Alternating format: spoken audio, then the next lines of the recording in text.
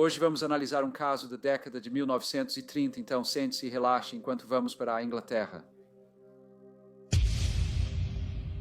Vera Isabel Minnie Page nasceu em 13 de abril de 1921, em Hammersmith, um distrito dentro do bairro de Hammersmith e Fulham. No oeste de Londres, ela era a única filha querida de Charles e Isabel Page, um casal da classe trabalhadora que lutava para sobreviver em sua modesta casa em Londres. Charles trabalhava como pintor de carruagens na Great Western Railways, enquanto Isabel se dedicava às tarefas domésticas e à filha. Em 1926, Vera iniciou seus estudos na escola primária de Notting Hill, uma instituição modesta. Era vista como tímida, mas apesar disso, era querida pelos colegas e elogiada pelos professores por sua disposição e modos. Apesar de reservada, sua popularidade era inegável e amigos se sentiam atraídos por sua gentileza. Para aumentar a renda, Charles e Isabel às vezes recebiam inquilinos em casa. Esses inquilinos eram cuidadosamente selecionados dentro do círculo de confiança da família e conhecidos e proporcionavam um reforço bem-vindo às finanças da família. Em janeiro de 1931, a família se mudou de sua modesta casa na Chapel Road, em Notting Hill, para uma espaçosa casa de 3 andares na Blenheim Crescent. Enquanto a família Page ocupava o térreo e o porão, os andares superiores tinham outros moradores, como os antigos inquilinos Arthur e Annie Rush, que ao longo dos anos se tornaram presença permanente na propriedade. Nesse momento, muitas famílias enfrentavam dificuldades. O desemprego aumentou, deixando muitos sem renda. As pessoas lutavam para conseguir pagar necessidades básicas como comida e moradia. Alguns precisaram depender de caridade ou ajuda do governo. O estresse e a ansiedade eram comuns, afetando famílias e ampliando desigualdades sociais. Felizmente, Charles Page não foi muito afetado pela recessão e seguiu trabalhando. Às 4h30 da tarde de segunda-feira, 14 de dezembro de 1931, Vera, agora com 10 anos de idade, saiu de sua casa no número 22 da Blenheim Crescent para caminhar aproximadamente 350 metros até a casa de sua tia Minnie, que morava na mesma rua, no número 70. Seu objetivo era apenas buscar 2 certificados de natação que deixara com a tia no dia anterior. Porém, Vera não voltou para casa. Às 17h30, sua ausência alarmou. Preocupado, Charles foi ao número 70 da Blenheim Crescent conversar com a tia de sua filha. Ao dizer que Vera pegou seus certificados de natação e saiu por volta das 4h45, ela contou que Vera precisava ir embora para chegar em casa a tempo do jantar. Em 1931, não era incomum que crianças da idade de Vera fizessem recados para os pais e saíssem sozinhas, mas o fato de ela não ter voltado aumentou a angústia de seu pai. Com o passar das horas, suas emoções variavam entre medo e desespero. Ele vasculhou o bairro, bateu nas portas dos amigos dela e perguntou a todos se tinham visto sua filha.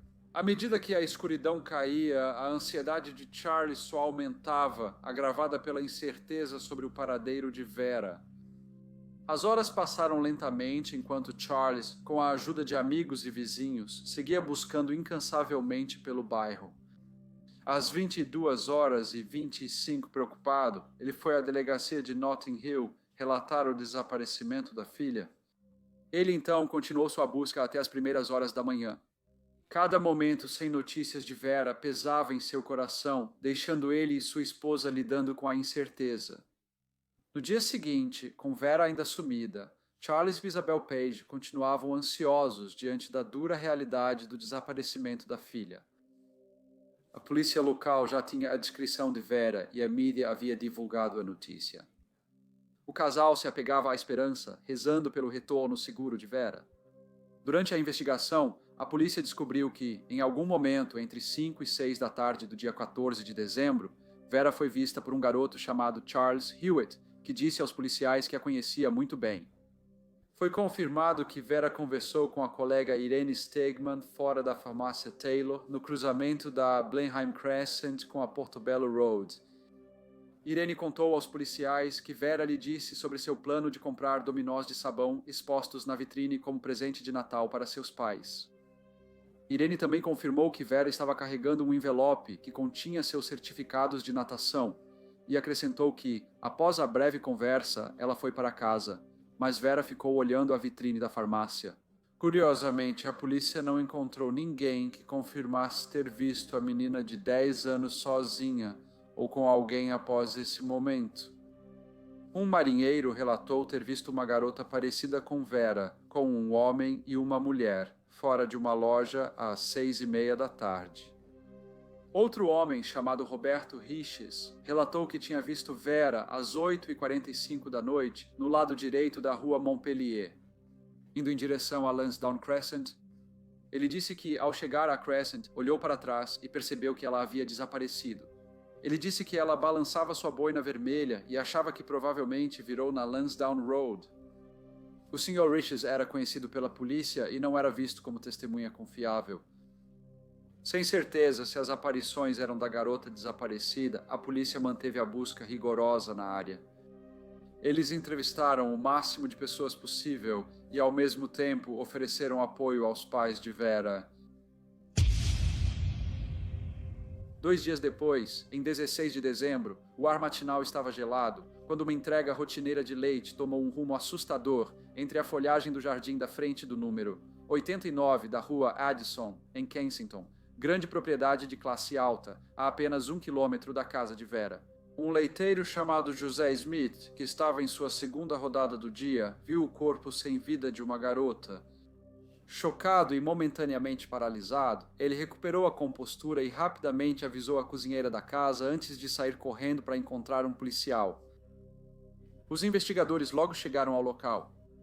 Ficava claro que o autor do crime fez pouco para esconder o corpo, cobrindo os restos da jovem só com um pouco de terra e folhas jogadas de qualquer jeito. Os detetives notaram que, firmemente preso contra a parte interna do cotovelo do braço direito dela, havia um pedaço gasto de um curativo de dedo manchado de amônia. Ao analisar como o corpo foi deixado, as autoridades passaram a crer que Vera morreu perto do local onde foi encontrada. Eles presumiram que o crime havia sido cometido ou por uma pessoa que morava na região, ou por alguém que possuía um conhecimento profundo do bairro. Apesar de cerca de 40 horas entre o último avistamento confirmado de Vera e sua descoberta, o cirurgião policial, Dr. William Kirkwood, ficou surpreso ao notar que o corpo não apresentava a rigidez normalmente observada após a morte. Em vez disso, ele observou sinais de decomposição avançada, indicando exposição a condições propícias à rápida deterioração. Isso o levou a especular que o corpo de Vera havia sido mantido em um ambiente relativamente quente durante o período intermediário. O clima do dia anterior aumentou o mistério. Houve uma forte chuva entre 3 e 9 da noite, que deixou a atmosfera úmida e enevoada. Apesar dessas condições úmidas, as roupas de Vera mostravam sinais mínimos de absorção de umidade, especialmente nas áreas onde seu corpo havia entrado em contato com o solo. Mas o local onde ela foi encontrada, a anomalia levou os investigadores a questionar ainda mais as circunstâncias em torno da morte de Vera. Com base em suas descobertas, foi concluído que o corpo de Vera não poderia ter ficado exposto no local onde foi encontrado por mais de 2 horas. Depoimentos de moradores, inclusive da senhora da casa, confirmaram que, se o corpo estivesse ali antes das 7h50, ela certamente teria visto. O leiteiro Joseph Smith acrescentou que entregou leite na casa pela primeira vez às 5:30 daquela manhã e afirmou categoricamente que o corpo não estava lá durante suas visitas iniciais. Uma autópsia foi realizada sob a perícia de Sir Bernard Pillsbury. Sua conclusão sombria pintou um quadro perturbador. Vera havia sido violentada e depois estrangulada. Havia marcas em sua garganta e indícios de um cordão em seu pescoço, mas o renomado patologista acreditava que essas marcas surgiram após sua morte. Ele afirmou que a morte provavelmente aconteceu logo após ela ter sido vista pela última vez com vida. Ele disse que Vera já estava morta há mais de 24 horas quando encontraram o corpo. Vestígios de poeira de carvão estavam em seu rosto e cera de vela em seu ombro direito. Acredita-se que o corpo foi deixado em um depósito de carvão ou porão escuro, sem luz elétrica, antes de ser cruelmente abandonado na rua Addison, 89. Esses detalhes forenses apenas aumentam o mistério sobre o trágico falecimento de Vera. O assassinato de Vera Page, de 10 anos, gerou grande indignação pública e levou as autoridades a buscarem com determinação o responsável pelo crime. A investigação foi liderada pelo superintendente George Cornish, com o auxílio do superintendente Nichols e do inspetor detetive Mallet. Seguiu-se uma operação extensa, com a polícia realizando minuciosas investigações de porta em porta na área onde a jovem havia desaparecido e onde seu corpo foi encontrado. Eles também fizeram amplos apelos através da mídia, pedindo ao público que fornecesse qualquer informação que pudesse ajudar na investigação. No total, mais de 1.000 pessoas foram formalmente interrogadas e a polícia coletou vários milhares de depoimentos de testemunhas durante sua incansável busca por justiça. Devido à timidez de Vera, investigadores suspeitaram que ela pode ter sido sequestrada e morta por alguém de sua confiança.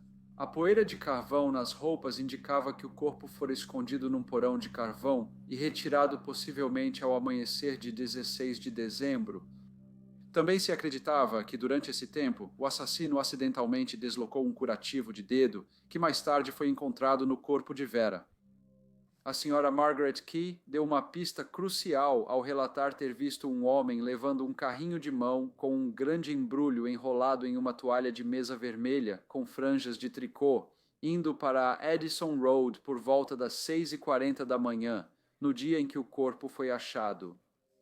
Em 17 de dezembro, Kathleen Short, moradora da Stanley Crescent, próxima ao local onde Vera fora vista, levou uma boina vermelha infantil à delegacia de Notting Hill. Ela disse à polícia que achou o objeto fora de casa por volta das 21h30 do dia anterior. A senhora Short disse ter achado pedaços de papel rasgado e uma parte de vela por perto, que recolheu e jogou fora. A boina foi mostrada aos pais de Vera, que a identificaram como pertencente à filha deles, mas, estranhamente, ela cheirava a querosene. O Sr. Page confirmou que a boina nunca cheirara a querosene antes. Curiosamente, ao lado da casa da Sra. Short, havia um porão de carvão vazio com a porta destrancada e aberta. Isso era estranho, pois os moradores confirmaram que esse porão sempre tinha sido mantido bem trancado. 2 mulheres relataram ter ouvido gritos na noite do desaparecimento de Vera, mas após testes, a polícia concluiu que eles não vieram do porão de carvão na Stanley Crescent. Após a autópsia e depoimentos, surgiu a teoria de que, após o assassinato de Vera Page, seu corpo foi ocultado em um porão ou depósito de carvão, provavelmente iluminado por vela, antes de ser levado ao local onde foi achado, possivelmente em um carrinho de mão. A polícia concentrou-se em homens que eram conhecidos por eles por ficarem rondando áreas onde as crianças brincavam. Um desses homens, que correspondia à descrição do homem visto empurrando o carrinho de mão pela senhora Margaret Key, era o Sr. Percy Rush. Ele tinha 41 anos, era casado e morava bem perto da Blenheim Crescent. Ele era lavador de flanela na lavanderia Earl's Court há 2 anos. Apesar de ter se mudado para a Talbot Road com a esposa em 1925, ele mantinha laços próximos com os pais, que moravam nos andares superiores do 22 Blenheim Crescent, onde Vera vivia com os pais. Ele visitava os pais regularmente e possuía uma chave da casa. Já era conhecido pela polícia, tendo sido preso, julgado e condenado por exposição indecente em 1923 e 1927. Em ambas as ocasiões, ele cumpriu 1 mês de prisão. No verão de 1931, ele também foi acusado pelo mesmo delito, mas dessa vez não foi condenado. Apesar de alegar inocência, Percy Rush logo virou o principal suspeito e, em 18 de dezembro, foi levado à delegacia de Notting Hill para interrogatório. Durante o interrogatório policial, ele admitiu abertamente conhecer Vera Page e a descreveu carinhosamente como uma menininha adorável, porém afirmou não tê-la visto por cerca de 3 semanas antes do seu desaparecimento. A suspeita aumentou quando foi revelado que a ocupação do Sr. Rush o expunha frequentemente à amônia e que ele havia sofrido um ferimento no dedo da mão esquerda apenas uma semana antes do corpo de Vera ser encontrado. Quando questionado sobre o curativo no dedo, ele disse que usou um após machucar o dedo e improvisou um curativo. Ele disse que sua esposa depois trocou por um curativo mais confortável para protegê-lo da amônia. Ele disse que descartou o segundo curativo no dia 11 de dezembro. Colegas de trabalho confirmaram que ele realmente machucou o dedo no dia 9 de dezembro e que cobriu o ferimento com um curativo caseiro. Eles não tinham certeza se ele usava no dia 14 de dezembro, quando Vera desapareceu. A polícia realizou uma busca na casa do Sr. Rush, na rua Talbot. Lá, eles encontraram restos de uma bandagem.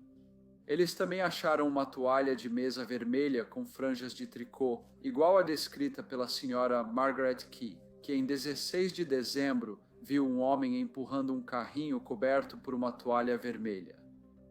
A análise forense ligou a cera de vela encontrada no ombro de Vera às velas da casa do Sr. Rush e também encontrou poeira de carvão e vestígios de sêmen em seus sobretudos. Nos bolsos do sobretudo, encontraram um cordão de pijama que acreditavam ter feito as marcas no pescoço de Vera.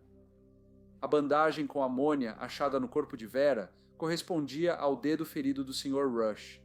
Mesmo negando ter usado tal bandagem desde 11 de dezembro, o Dr. Roach Lynch, analista do Ministério do Interior, fez uma análise forense adicional na bandagem. Ele confirmou que ela encobriu uma ferida infeccionada, embebida em amônia ao menos uma vez. Porém, Dr. Lynch notou que, sob luz ultravioleta, o material tinha consistência diferente das bandagens e fiapos da casa do Sr. Rush. A investigação do legista começou em 18 de dezembro, mas foi adiada 2 vezes para a polícia investigar mais. Começou em 10 de fevereiro de 1932 e foi presidida pelo Sr. Ingleby Oddie, legista de Westminster. O tribunal estava lotado enquanto pessoas ansiosas faziam fila do lado de fora, esperando conseguir um assento para acompanhar os procedimentos. Nem a neve caindo abalou a determinação deles. No inquérito, várias testemunhas depuseram, incluindo a Sra. Isabel Page, mãe de Vera. Ela descreveu sua filha como uma pessoa tímida que evitava interações com estranhos. Ela contou que Vera reconheceu o Sr. Percy Rush, já que ele visitava com frequência os pais dela, que moravam nos andares de cima do prédio.